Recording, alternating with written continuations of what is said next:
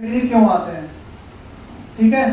ज़्यादातर स्टूडेंट्स यहाँ पे मतलब लोकल के भी होंगे, आउटसाइडर्स भी होंगे। कोई अगर लोकल्स का है, आपके यहाँ फ़ोन आता होगा, अरे आप तो उस अस्पताल में हैं, आपको मेरा ब्लड की व्यवस्था करा देंगे क्या, ऐसा कोई फ़ोन आते हैं कभी कभी।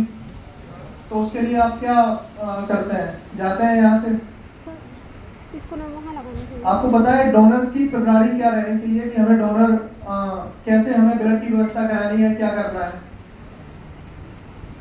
पहले तो ये पता रहना चाहिए कि ब्लड कोई मशीन नहीं बनाती है, ये सिर्फ मानव के शरीर में बन सकता है, ठीक है। अगर कोई देगा नहीं, कोई डोनेट नहीं कराएगा, तो फिर वो ब्लड बैंक की जो व्यवस्थाएं हैं वो सुचारू रूप से नहीं चल पाएंगी। तो इसलिए हमें सबसे पहले तत्पर रहना चाहिए कि हम डोनेशन कर पाएं।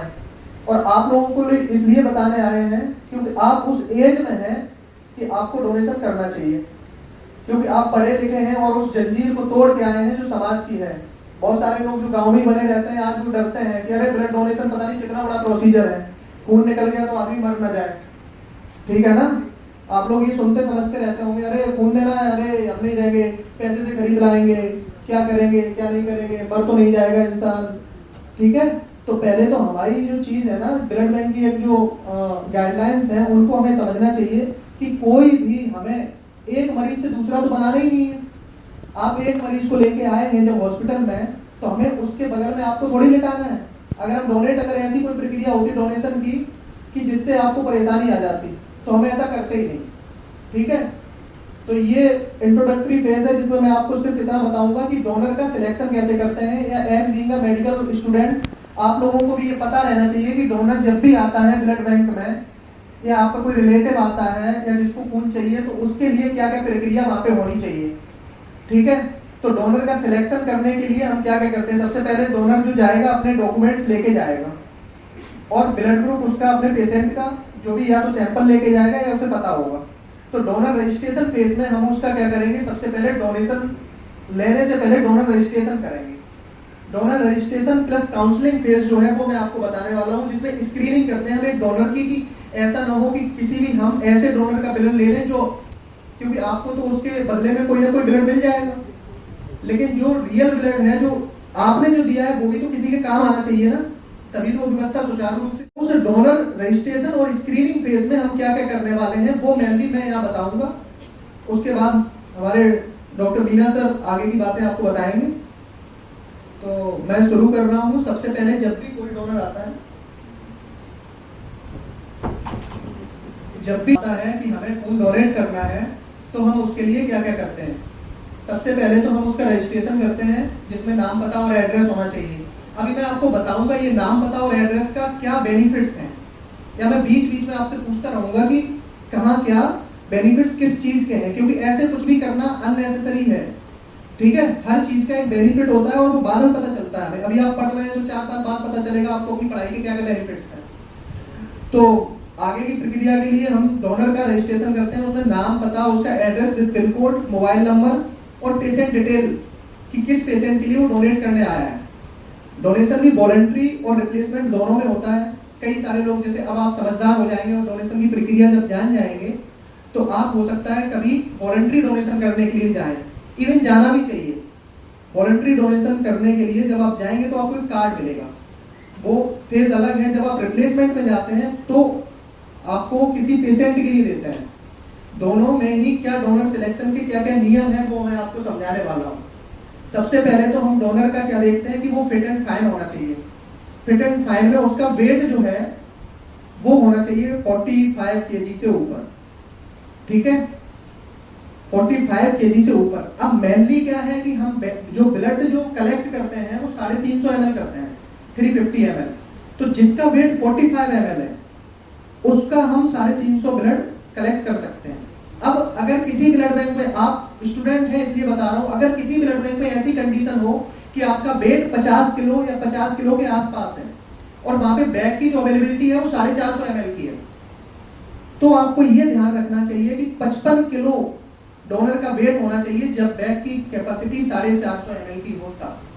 तो मेनली हमारा अगर कोई पूछता है कि डोनेशन का कितना वॉल्यूम कलेक्ट करना है, तो हम 350 से 450 ml करते हैं। लेकिन डोनर का वेट कितना होना चाहिए, वो 45 किलो से 55 किलो रिस्पेक्टिवली 45 किलो वाला मिनिमम है, बाकी आपका 70 हो सकता है, 80 हो सकता है, वो वेल एंड गुड है, उसके लिए कोई क्राइटेरिया नहीं है डिफर का। ठीक है, तो पहले तो वेट का हमने देख लिया। उसके बाद सेकंड मोस्ट इंपॉर्टेंट चीज आती है एचबी का। एचबी जो है वो एसओपीज के अकॉर्डिंग 12.5 से 17.5 12.5 ग्राम पर डीएल से 17.5 ग्राम पर डीएल तक नॉर्मल मानते हैं। डोनेशन के लिए आप एलिजिबल हैं। ठीक है, महिलाओं में कभी कभी 12 से ऊपर भी मतलब लेते हैं। ठीक है, तो पहला आपका वेट का क्राइटेरिया क्लियर हुआ, दूसरा आपका एचबी का क्राइटेरिया क्लियर हो गया। बाकी नॉर्मल ब्लड प्रेशर होना चाहिए जो 120/80 है। उसके फिर नॉर्मल जो रेंज है 126, 128 और जो डायस्टोलिक है 76, 70, यहाँ तक हम रेंजफुली जो भी नॉर्मल रेंज में आ रहा है उसको कंसीडर कर सकते हैं। ठीक है, पल्स जो है वो हमारी 60 to 72 होनी चाहिए। अगर पल्स इसके बीच में है तो बढ़िया है, नॉर्मल रेंज में है तो ठीक है। अदरवाइज अगर कुछ आ रहा है जैसे टैकी का फेस आ रहा है, टैकीकार्डिया है या फिर कुछ और है, तो हम उसको डिटेक्ट आउट करेंगे, कुछ उसमें फीवर के चांसेस हैं या कुछ और है, तो फिर उस केस में हम उसको एलिजिबल नहीं रखेंगे। ठीक है, बाकी ये हमारा मेन फेज है जो सबसे पहले हमने डोनर रजिस्ट्रेशन के रूप में कर लिया। अब हम आपसे कुछ क्वेश्चन पूछेंगे इस फेज में कि अगर ऐसी कोई कंडीशन आपके साथ है, क्योंकि ये चीजें हमें देखने वाली हैं, जो आपका वेट है वो हम ऑब्जर्व कर सकते हैं कि ये अंडर वेट लग रहा है तो हम उसका वेट कर लेंगे। अगर कुछ ऐसा है जो हम आपसे पूछ के बताएंगे तो उसमें भी कुछ क्वेश्चंस टाइप रहते हैं, जैसे कि आप रात में सही से सोए हैं कि नहीं। ऐसा ना हो कि डोनर रात में सोया हो ना सोया हो। ठीक है, तो रात में सोना बहुत जरूरी है। आपने कुछ खाया है कि नहीं, जो डोनेशन देने के लिए आया है वो अगर ये जो मैंने पहले क्राइटेरिया बताए इन सब में जब पास हो गया है तब हम ये काउंसलिंग फेज जरूर करेंगे उसका कि उसने कुछ खाया है कि नहीं। कई बार ऐसा होता है जिसके घर में मरीज आ गया, सुबह 8 बजे मरीज बीमार हो गया है, तो वो 8 घंटे ट्रेवल करके आ रहा है हमारे पास, और जब 8 घंटे ट्रेवल करके आ रहा है तो उसने उस बीच में कुछ खाया ही नहीं है, टेंशन में कोई भी नहीं खाता है, तो हमें उस चीज के लिए उसको इंसिस्ट करना चाहिए कि उसको कुछ ना कुछ हल्का भोजन कर लेना चाहिए, पेट को खाली नहीं रखना चाहिए। ठीक है, उसके बाद उसका कोई 6 महीने के अंदर कोई बुखार ना रहा हो, जैसे कई सारे केसेस में बुखार रहता है, आदमी को थोड़ा थोड़ा बुखार बना रहता है और वो फिर सही हो जाता है, फिर आ जाता है, फिर सही हो जाता है, तो ऐसी कोई कंडीशन तो उसके साथ नहीं रही है।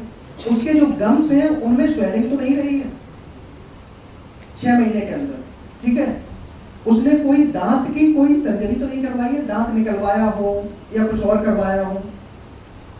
उसने कभी कान ईयर पीर्सिंग जो होती है, कान छिदवाया वगैरह हो, कोई टैटू वगैरह बनवाया हो, क्योंकि टैटू बनवाने में क्या होता है कि आप नहीं जानते कि आप किसके पास जा रहे हैं, वो नीडल क्या यूज कर रहा है।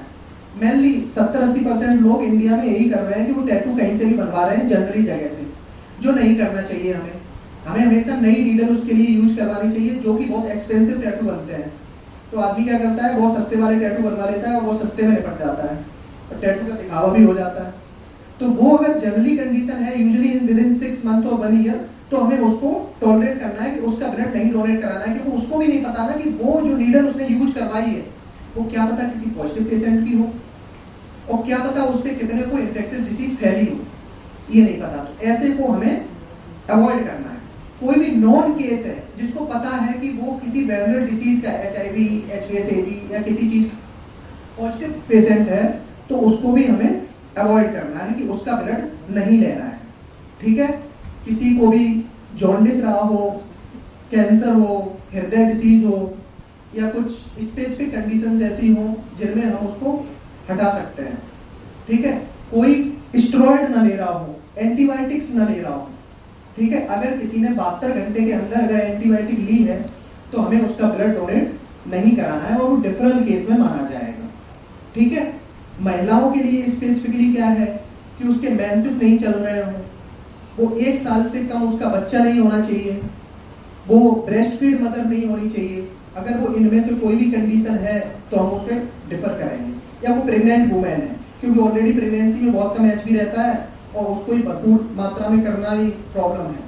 ठीक है, उसके बाद ये सारी चीजें देखने के बाद तब हम उसका काउंसलिंग फेज कंप्लीट करेंगे और ये भी बात लेंगे कि उसने ये सारी जानकारियां दी हैं तो वो सही देना चाहिए। ऐसा ना हो कि उसने जानकारियां कुछ गलत दे दी, या कोई प्रोफेशनल टाइप का है जिसने कह दिया अरे मुझे तो सब पता है, मुझे सब पता है। तो ये सब जानकारियां आपको अपने दिमाग में रखनी है किसी भी डोनेशन होने से पहले, ये काउंसलिंग फेज है। Thank you from my side. अब मैं रिक्वेस्ट करता हूँ मीना सर से, वो आपके पास आएंगे और आगे की जानकारी आपको प्रदान करेंगे। Thank you so much for. Good morning respected teachers and student. Good afternoon इसलिए नहीं बोलेंगे कि अभी तक आप इतने अवेयर नहीं हुए हैं ब्लड डोनेशन के बारे में। अभी हमें जागना है, अभी हम बहुत ज़्यादा पीछे हैं, क्योंकि एक सबसे बड़ी बात है कि हम एक रूरल यूनिवर्सिटी में काम कर रहे हैं और जिसको मैं पिछले 16 साल से फेस करता आ रहा हूँ कि आज हमारे क्षेत्र के लगभग 10 डिस्ट्रिक्ट ऐसे हैं जिनको हम कवर कर रहे हैं यहाँ, लेकिन 10 डिस्ट्रिक्ट में एक भी डिस्ट्रिक्ट ऐसा है नहीं है जो ब्लड डोनेशन के प्रति अवेयर हो।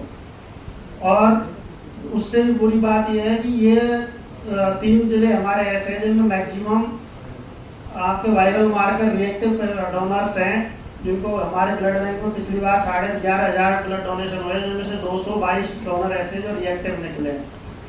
तो अभी हम ब्लड डोनेशन के प्रति बहुत ज़्यादा पीछे हैं और ये क्षेत्र इसलिए भी पीछे कि माननीय नेताजी का एक अच्छा सपना था कि गाँव का आदमी शहर में ना जाए इलाज के लिए, बल्कि शहर का आदमी भी गाँव में आके इलाज कराए। ऐसी में एक दिन एक यूनिवर्सिटी खोलूँ। उन्होंने तो अपना सपना पूरा किया, लेकिन अभी हमें बहुत कुछ करना है। ब्लड डोनेशन में हमारी यूनिवर्सिटी को नंबर 1 लाना है, क्योंकि हम 1800 बेड पे पहुंच गए हैं। लेकिन आज जब हम 2021 की जो 20-21 में इसमें कोरोना में जो स्थितियां पैदा हुई, हम 5 यूनिट से लेकर 500 यूनिट तक हमारी ब्लड बैंक को पहुंचे हैं और अभी 1500 यूनिट 7 महीने में हम लाइफ सेविंग उन लोगों को दे चुके हैं जो रोड एक्सीडेंट हैं या कैंसर की सर्जरियाँ भी अपने यहाँ चालू हो गई हैं। और जितने भी लेबर रूम के पेशेंट्स हैं 0 से लेके 12 साल तक के बच्चे, 18 साल तक के थैलेसीमिया के बच्चे, उनको अभी हम 350 यूनिट लाइफ सेविंग दे चुके हैं। HIV, HPCV और जो ART में जिनका ट्रीटमेंट चल रहा है उनको करीब हम 55 यूनिट ब्लड अभी तक 7 महीने में दे चुके हैं। इतनी लाइफ सेविंग का ब्लड कहाँ से आएगा?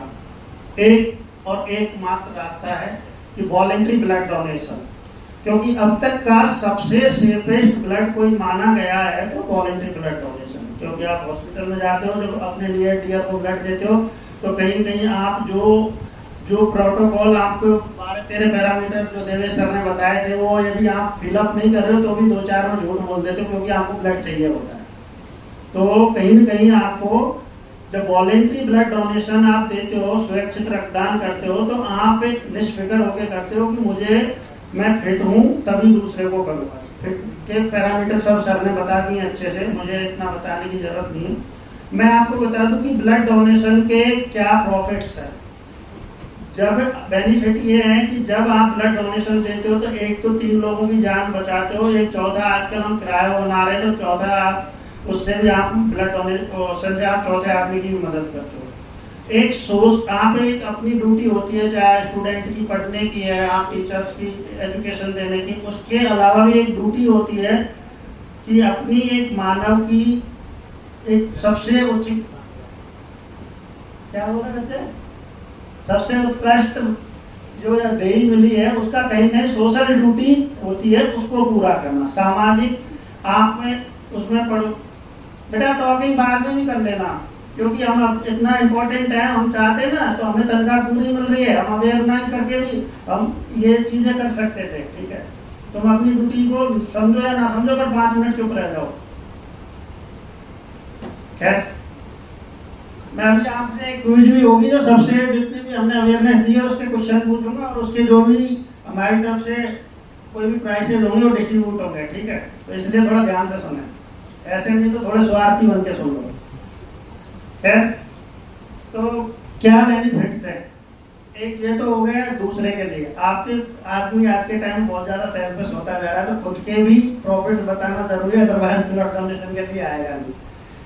देखिए, अमेरिका के एक बहुत बड़े जर्नल में लगातार रिसर्च हुई, उसमें 88% तक उन लोगों का हार्ट, जिसको आप दिल बोलते हो, वो हेल्दी रहता है, स्वस्थ रहता है, क्योंकि आपके लिपिड प्रोफाइल, कोलेस्ट्रॉल लेवल सब यदि रेगुलर ब्लड डोनेट करते हो तो ज़्यादा बेटर रहता है अब अपेक्षाकृत जो नहीं दे रहा है उसके लिए। ठीक है, दूसरा जितनी भी आज तक मेडिकल साइंस ने तरक्की कर ली है, लेकिन आज तक ब्लड का कोई सब्स्टिट्यूट नहीं मिला है। दूसरा, आपको आयरन लोड को कम करने का एकमात्र तरीका है बॉडी से कि आपका ब्लड डोनेशन। तीसरा, आप रेगुलर ब्लड डोनेट करते हो तो कोई माइनर किसी का ब्लड शुगर है और बीपी है तो वो भी मेंटेन होता है, ठीक है। और ब्लड डोनेशन से आप रेगुलर ब्लड डोनेट करते हो तो आपके लीवर में भी काफ़ी हेल्दी होता है। और लगातार कई तरह के कैंसर हैं जिनकी रिसर्च में भी ये पाया है कि आपके कैंसर जैसे भयानक खतरे को भी आप 15 से 22% तक कम कर सकते हो यदि आप रेगुलर ब्लड डोनेट करते हो। और काफ़ी सोशल फायदे हैं और जैसे जैसे आप आगे पढ़ोगे पता चलते जाएंगे, लेकिन ये वो रिसर्च है जो ऑथेंटिक है, ठीक है। दूसरा, सबसे ज़्यादा आज हॉस्पिटल में हम देखते हैं कि एक स्कॉर्पियो भर भर के लोग सिर्फ सिंपैथी के लिए या अपनी इमेज चमकाने के लिए लोग आते हैं कि हम देखने जा रहे हैं मरीज को, लेकिन सच्चाई में आप अपने मरीज को देखना चाहते हो, फायदा पहुंचाना चाहते हो, तो जब आपको किसी के नियर डियर को यदि ब्लड देने की जरूरत पड़े तो एक बार ब्लड डोनेट जरूर करना। क्योंकि 2012 में मेरे साथी ब्रजेश यादव है, उन्होंने मुझे जबरदस्ती ले गए ब्लड बैंक में कि यार एक तो डोनेट कर दे, मुझे कोई नीड है। मैंने उससे पहले ब्लड डोनेट नहीं किया था, मैं 2008 से पोस्टेड हूँ।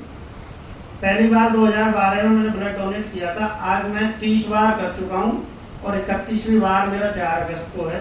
मैंने 3 डेट बना रखी है। एक मेरी वाइफ का बर्थडे 1 जनवरी को उस दिन करता हूँ, 4 जनवरी को मेरी बेटी में उनका बर्थडे तब करता हूँ, 4 अगस्त को मेरा है उसमें मैं करता हूँ। 4 मई, 1 जनवरी और 4 अगस्त। आप ही आपकी लाइफ की कोई इम्पोर्टेंट डेट बना सकते हो, क्योंकि ये ब्लड डोनेशन आपकी जाने अनजाने में कितनी मदद करता है आपको खुद को पता नहीं। क्योंकि हिंदुस्तान के अंदर सबसे बड़ा दुर्भाग्य है कि जब तक हम हॉस्पिटल नहीं जाते ना, जब तक हम बीमार नहीं पड़ते तब तक हॉस्पिटल नहीं जाते।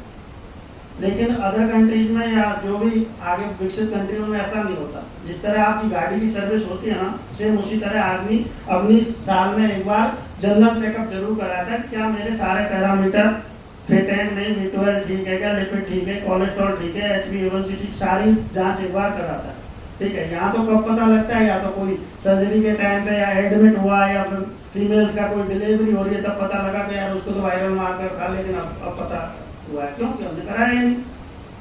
तो जब तक आपकी पूरी बॉडी की स्क्रीनिंग हो जाती है, आप रेगुलर ब्लड डोनेट करते हो तो आपको हर 3 महीने में, मैं नहीं कहता आप 3 महीने में करो, फीमेल 4 महीने में एक बार और साल में 3 बार कर सकते हैं, मेल 4 बार कर सकते हैं, 3 महीने में 1 बार कर सकते हैं, ठीक है। लेकिन मत करिए आप 4 बार 3 बार, लेकिन साल में 2 बार ब्लड डोनेट करके आपकी बॉडी को एनालिसिस करिए। आपकी जो न्यू सेल्स बनती हैं आरबीसी, आप शायद जानते होंगे, मेडिकल स्टूडेंट है, पर डे पर सेकंड आपकी 2 मिलियन आरबीसी आपकी बॉडी में फॉर्मेशन होती है। क्योंकि आप जानते हो कि 90 to 120 डेज में तो वैसे ही अपने आप ही उसकी लाइफ साइकिल टूटती रहती है, बनती रहती है। इसी तरह आपकी 100 बिलियन के करीब प्लेटलेट रोज बनती हैं। 3 से 4 हफ्ते में आपकी आरबीसी, प्लेटलेट, प्लाज्मा पार्ट आपका 24 घंटे में पूरा हो जाता है, आप लिक्विड डाइट लेते हो तो डरना किस बात का है। आपका सीनियर नर्सिंग ऑफिसर वहाँ खड़ा रहकर आपकी पूरी मॉनिटरिंग करेगा, डॉक्टर आपका कंसल्ट फॉर्म भरेगा, तेरे पैरामीटर पे आप फिट हैं, उसके बाद ही आपका डोनेशन लेगा, तो डरना किस बात का। तुमसे पहले तो डॉक्टर की कलम बसेगी। हाँ, कुछ साइड इफेक्ट भी होते हैं कि कोई रिप्लेसमेंट डोनर है, वॉलेंट्री में नहीं होते। रिप्लेसमेंट डोनर में क्या होता है, वो अपनी चीज़ें छुपा देता है कि रात को सोए, हाँ भाई सोया, लेकिन नहीं सोए। खाना खा लिया, हाँ अभी खाया है, क्योंकि उसको अपने मरीज को तत्काल फायदा पहुंचा रहा है। तो उस दौरान हल्के से वीकनेस और चक्कर आ सकते हैं, लेकिन उसके लिए प्रॉपर आपकी नाकों की जितनी भी ब्लड बैंक्स हैं उसमें किसी भी तरह को घबराने की जरूरत नहीं है। आपको फुल वहाँ आप तो अकेले जाते हो डोनेशन के लिए, वहाँ 7 से 10 स्टाफ 24 आवर्स आपके लिए रहता है। इसमें 2 से 3 हेल्पिंग हैंड रहते हैं, 2 नर्सिंग ऑफिसर रहते हैं, 2 टेक्निकल ऑफिसर रहते हैं, डॉक्टर रहता है। इतनी आपके पास व्यवस्था है, पूरी फौज खड़ी है आपकी सेवा करने के लिए, इसलिए घबराने की कभी जरूरत नहीं है। ब्लड बैंक जाएं, आप फुली फिट हैं तो आप ब्लड डोनेशन करिए। एक बार करके देखिए, मेरे कहने से जीवन का एक अलग रूप देखने को मिलेगा। क्योंकि आप ब्लड डोनेशन के आज तक देश और विदेश में जितनी भी रिसर्च हुई, कोई आज तक ये साबित नहीं कर पाया है मैडम कि ब्लड डोनेशन का कोई एक भी साइड इफेक्ट है। ठीक है, पिछली बार एक बच्चे ने क्वेश्चन दिया था, अभी देखते हैं क्वेश्चन आएंगे जब। है ब्लड बैंक लगातार तरक्की कर रहा है और हम सब, हमारी ब्लड बैंक की टीम डॉक्टर आदित्य बड़े, MS सर और DC सर और हमारे काउंसलर मैडम, हम सब तो लगातार मेहनत कर रहे हैं, लेकिन हमें ज़्यादा नीड है कि आप जैसे यूथ मिलके, मैं पहुंचूंगा मान लो 10 के पास और हम 100 लोग मिलके पहुंचेंगे 1000 के पास, है ना। एक पिक्चर में देखा है कि वो चेन सिस्टम करते हैं, तो कोशिश ये करो कि ये अवेयरनेस को जन जन तक ले जाना है, क्योंकि हम मेडिकल और पैरामेडिकल स्टूडेंट कहीं कहीं इन चीज़ों का फेस करेंगे आगे, क्योंकि हर तीसरे आदमी को जीवन में एक बार ब्लड देने और लेने की जरूरत पड़ती है, क्योंकि हर 2 सेकंड में एक आदमी को ब्लड की जरूरत पड़ती है पूरे भारत के अंदर। आप ये मान के चलिए 1 करोड़ यूनिट प्रति वर्ष हमारे यहाँ ब्लड डोनेशन की कमी है पूरे भारत। उसको हमें फुलफिल करना है तो हमको आगे आना पड़ेगा, हम हाथ पे हाथ रख के नहीं बैठ सकते। और ब्लड डोनेशन दें या ना दें वो आपका पर्सनल स्वेच्छा है, लेकिन आप अवेयर हों और सामने वाले को अवेयर करना है कि कैसे ब्लड डोनेशन के फायदे, ठीक है, क्या उसके हुए। आज तक कोई इसका नुकसान नहीं है, ठीक है। इससे रिलेटेड हम आपसे कुछ क्वेश्चन भी पूछेंगे अभी। तो आप प्लाज्मा पार्ट है आपका जो लगभग 24 घंटे में फिलअप हो जाता है। प्लेटलेट है वो 100 बिलियन के करीब पर डे बनती है, तो सबसे पहले वही कंप्लीट होती है। RBC उसके बाद, और 120 डेज या 112 दिन में तो दोबारा आप 100% तैयार हो जाते हो ब्लड डोनेट करने के लिए, इसलिए कतई घबराने की जरूरत नहीं है, ठीक है।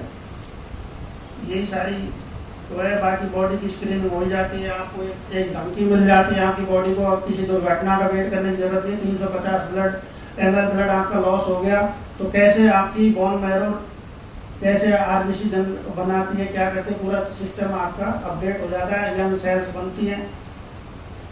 तो यंग वो तो यंग दिखने चाहिए ना। देख तो फौजी है ना, बॉर्डर पे भी सेवा करते हैं, और जब जरूरत पड़ती है ब्लड डोनेशन कैंप की तो सबसे ज़्यादा वही आगे आते हैं, क्योंकि वो यंग है, हमें भी यंग बनना है। देखो मैं राजस्थान से बिलोंग करता हूँ, मेहंदीपुर बालाजी से। मेरे राजस्थान में, हरियाणा में, पंजाब में 3 स्टेट ऐसे हैं जिनमें जब भी ब्लड डोनेशन कैंप होता है तो 500, 600, 700 यूनिट एक ब्लड डोनेशन कैंप में मिल जाता है। ब्लड बैंक वाले को मना करनी पड़ती है, नहीं हमारे पास कैपेसिटी नहीं है। लेकिन दुखद बात यह है कि यहाँ हम ब्लड डोनेशन के लिए बात करने गए थे, PNB में बोला ठीक है साहब करा देंगे, आ जाओ। वो हमको 3 यूनिट ब्लड मिला।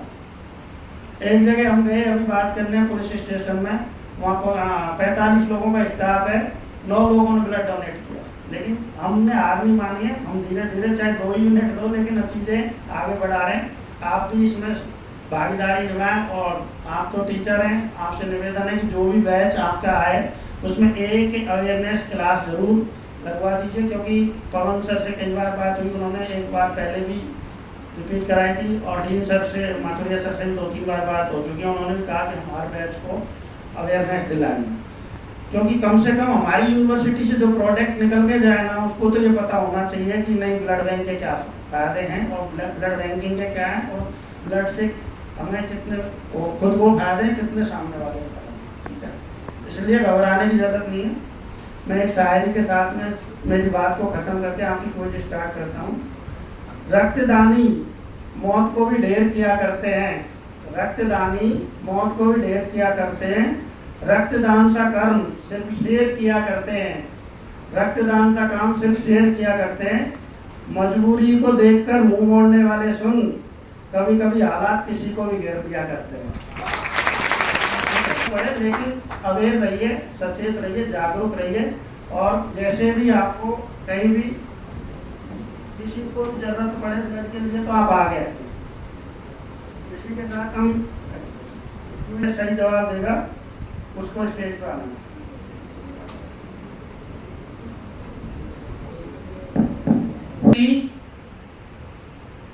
मेल और फीमेल कितने दिन में दोबारा ब्लड डोनेट कर सकते हैं?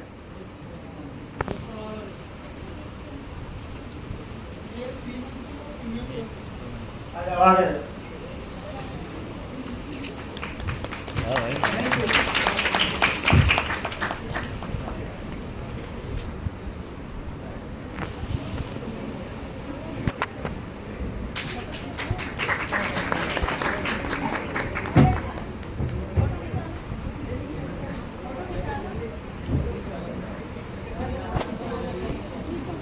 ब्लड का कौन सा कंपोनेंट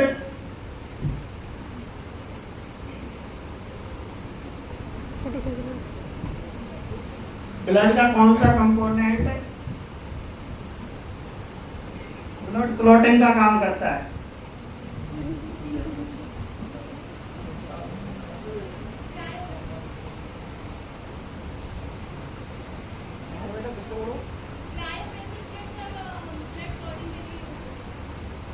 फैक्टर के लिए काम करता है। नेक्स्ट वसुंधरा।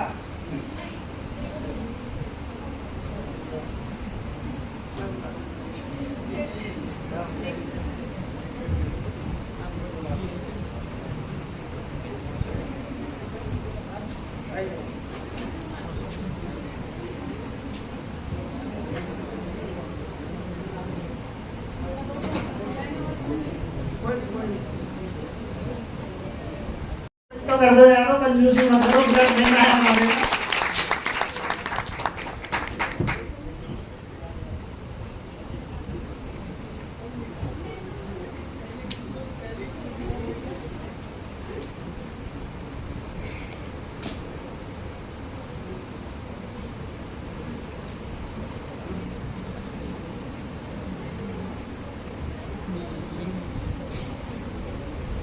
निम्नलिखित में से कौन सा डोनर अस्थायी रूप से डेफर किया जाता है?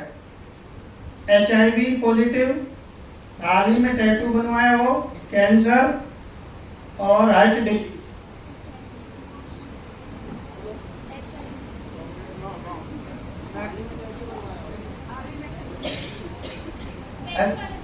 ठीक है, करेक्ट आंसर टैटू बनवाया, हाल ही में टैटू बनवाया, वो 6 मंथ के लिए डेफर होता है अस्थायी रूप से, बाकी स्थायी रूप से डेफर है।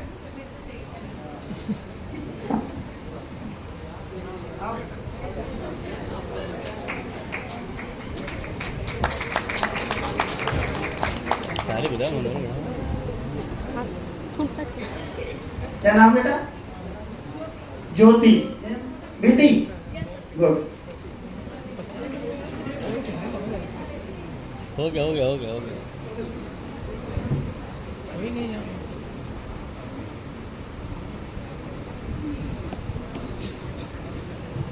एक सबसे सिंपल क्वेश्चन, जो पहले हाथ करेगा उसी का क्वेश्चन लिया जाएगा आंसर। यूनिवर्सल डोनर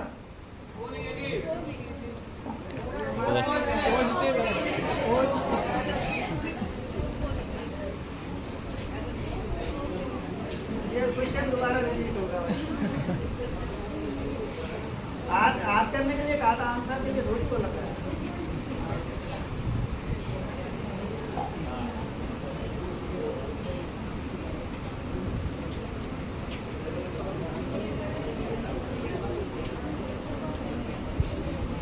भारत में ब्लड बैंक को कौन सा संगठन नियंत्रित करता है, कंट्रोल करता है?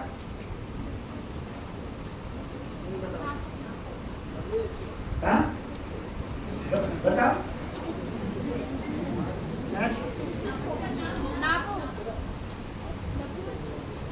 क्या बेटा?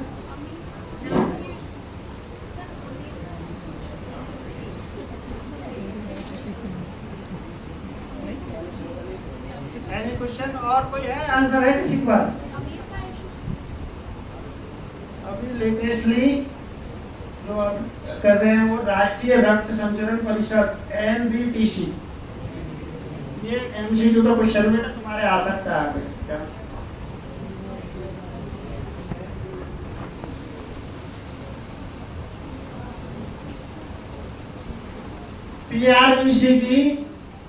PRBC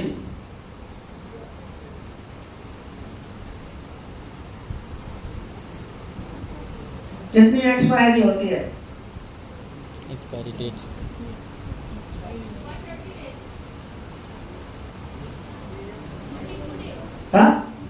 42 days is correct answer. बेटा आप RBC बोल रहे हो? हाँ, PRBC पैक सेल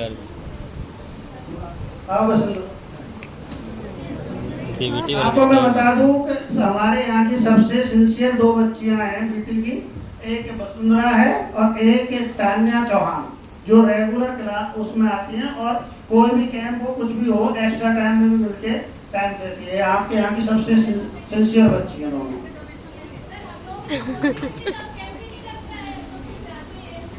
वो अलग है, हो सकता है तुम्हारा।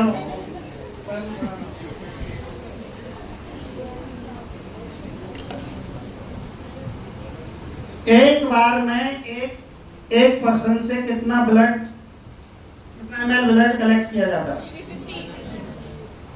एक जवाब, जिसको पूछा गया वही जवाब दे। आप बता बेटा। 350 बस और करेक्ट आंसर। 350 कौन देगा?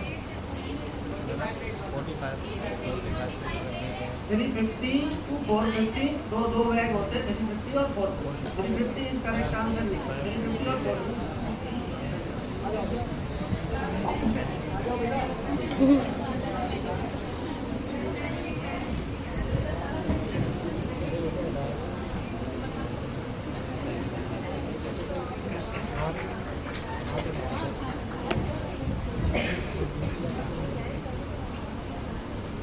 महिला रक्तदाता को न्यूनतम हीमोग्लोबिन स्तर कितना होना चाहिए?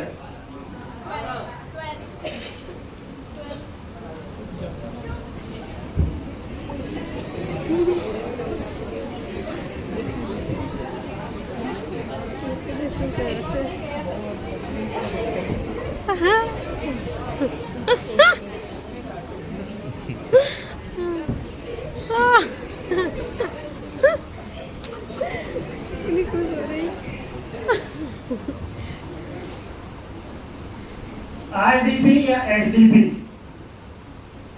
इसकी एक्सपायरी डेट कितनी होती है? कौन सा?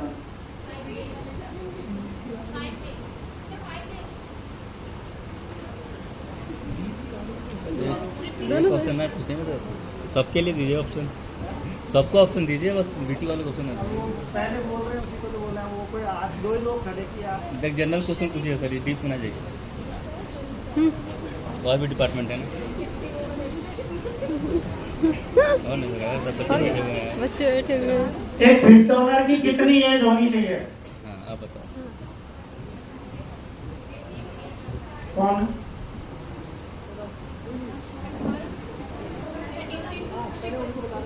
बता बेटा। 18 to 66।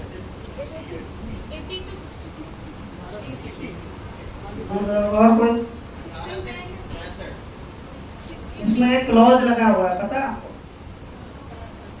कोई बता सकता है? दूसरा दोबारा पेन देना पड़ेगा।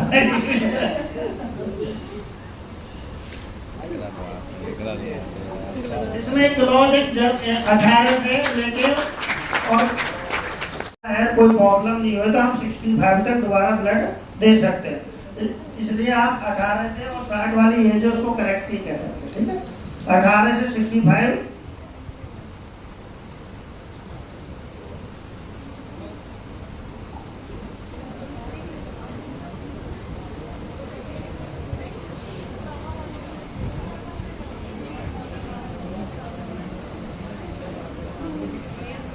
अब इधर से बोलेंगे भाई इधर बहुत गिफ्ट आ गई है, और टीचर साहब नहीं है, अब इसमें टीचर से बहन है और यहीं चले जाएंगे सारे गिफ्ट।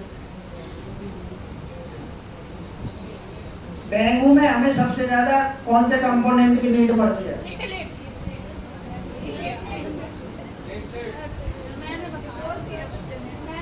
इधर से मना कर। नहीं सर, ऐसा तो ना होता है सर। पीछे बहुत तेज बोला सर। सर एक ऑलरेडी मेरा कैंसिल कर दिया था आपने 350 वाला। ऐसा नहीं होता सर, मुझे दे दो उसको, है ना 7 डेज के बाद मैं दे दूँगी। चलो इसकी जगह दूसरा क्वेश्चन आ रहा है। एसडीपी की फुल फॉर्म बता सकते हैं? एसडीपी एसडीपी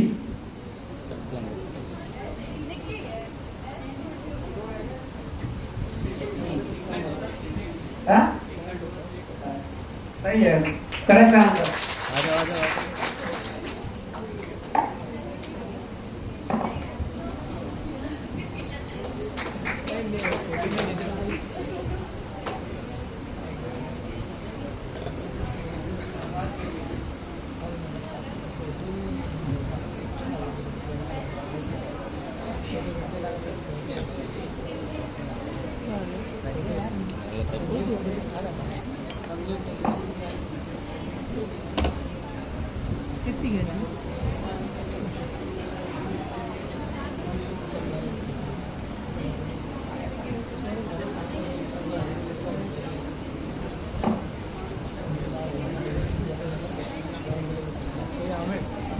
लास्ट क्वेश्चन,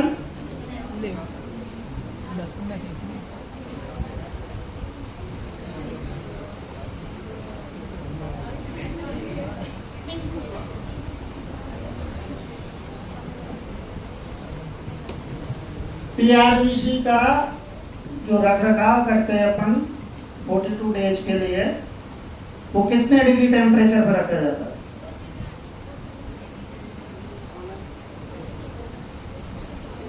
नहीं। और कोई? 2 से 4। Next question, next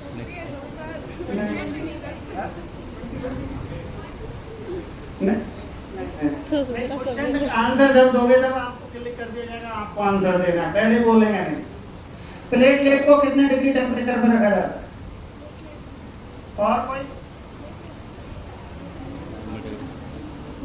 normal temperature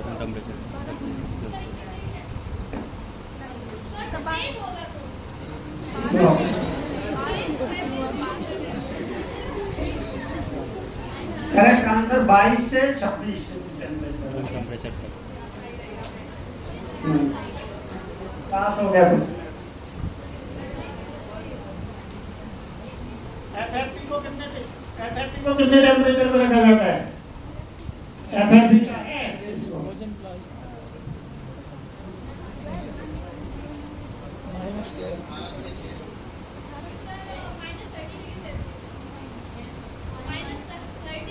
बेटा, ये रेंज में बताओ, -30 to -80।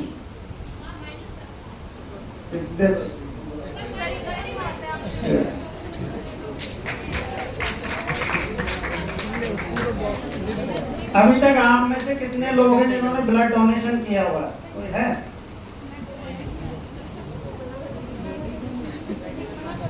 हो जाए, अपने यहाँ हो गई है, एलटी में हो गई है, अभी बीपीटी में होनी है, सब जगह होने के बाद अपन एक लेटर सर्कुलेट करेगा। मौका दीजिए अपने खून को किसी की रगों में बहने का, मौका दीजिए अपने खून को किसी की रगों में बहने का, ये लाजवाब तरीका है कई जिस्मों में जिंदा रहने का। Thank you very much. आपके साथ दोनों ही सेम डेट में क्या कंडीशन है और उनका बीपी नॉर्मल एंड रेंज है, शुगर नॉर्मल एंड रेंज है, तो आप आराम से इजीली डोनेट कर सकते हो। और आप 10 से और 15% तक इसमें मिनिमम आप मेंटेन करके चल सकते हो, इतना इससे इसका इम्पैक्ट होता है। कभी भी वही आदमी दिक्कत है जिसका बीपी एकदम बहुत ज्यादा फ्लक्चुएट कर रहा है, ऊपर नीचे अप एंड डाउन हो रहा है, और शुगर वही जो इंसुलिन पे चल रहा है, बाकी सब लोग डोनेट कर सकते हैं। ये क्वेश्चन कभी भी आए तो आप झिझकना नहीं है। ब्लड शुगर वाला, मुझे ब्लड शुगर 2021 में मेरा 8.5 के करीब HbA1c हो गया था। तो थोड़ी सिचुएशन थी, ड्यूटी भी उल्टी सीधी लग रही थी, खान पान भी ऐसे हो रहा था, कुछ और भी दिक्कतें थी। मैंने लगभग 3 महीने अपनी डाइट को कंट्रोल किया। आज तक मैं कोई भी एक टैबलेट नहीं लिया हूँ। मेरा 5.7 HbA1c है और रेगुलर ब्लड डोनेट करता हूँ। मैं खुद शुगर का एग्जाम्पल हूँ आपके साथ में। और शुगर एक कोई बीमारी नहीं है, शुगर अपने खान पान का जो गलत तरीका है वही एक है, बाकी कुछ नहीं है, बीमारी नहीं है। ये हमारे द्वारा बनाई गई टाइप 2 डिजीज नाम की कोई बीमारी है ही नहीं। तो ये यदि किसी के पेरेंट्स या कोई मिलने वाले शुगर वाले हैं तो अपने खान पान को नियमित करें, दिनचर्या को नियमित करें। शुगर जैसी कोई बीमारी दुनिया में है ही नहीं। विदेशों में तो आप ये सोच के चलिए कि शुगर से कोई डरता ही नहीं। हमारे यहाँ कुछ डॉक्टर हैं, उन्होंने भय बना रखा है अपनी दुकान चलाने के लिए, अदरवाइज कुछ नहीं, नथिंग। आप अपना खान पान प्रॉपर रखें, शुगर वगैरह कुछ नहीं होती। नो। Any question?